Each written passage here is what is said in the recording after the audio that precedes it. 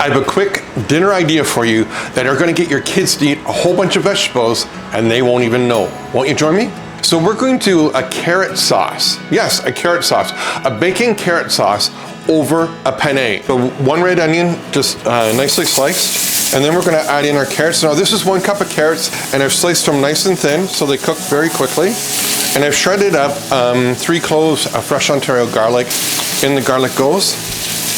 And just remember, whenever you're cooking with garlic, you want to have it in with other vegetables. If you just do it by itself, the pan can get too hot, you can burn your garlic. And then we're just going to hit it with a little bit of salt and pepper. Saute this down until the onions become translucent and the carrots begin to soften. And just 1 package of dry pasta, and this is a penne. We're actually going to use the pasta water to make our sauce. We have a 1/4 cup of tomato paste. We're gonna slowly, or not slowly, we're just gonna add that in. We have our bacon one from our good friends at Hormel. I've diced it up and we're gonna add in about 1/2 cup of bacon. It's starting to smell really good here. Butter, onions, garlic, and bacon. It doesn't get much better than that. Our pasta is almost done. So I'm gonna take 2 cups of pasta water from here.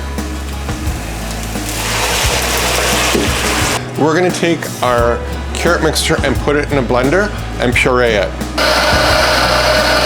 Now we're going to take our sauce, give it a quick stir, and just look at how beautiful that looks. A little bit of garnish of bacon. You could put some fresh basil leaves on it, and away you go. For these recipes and a whole lot more, go to ChefDTV.com.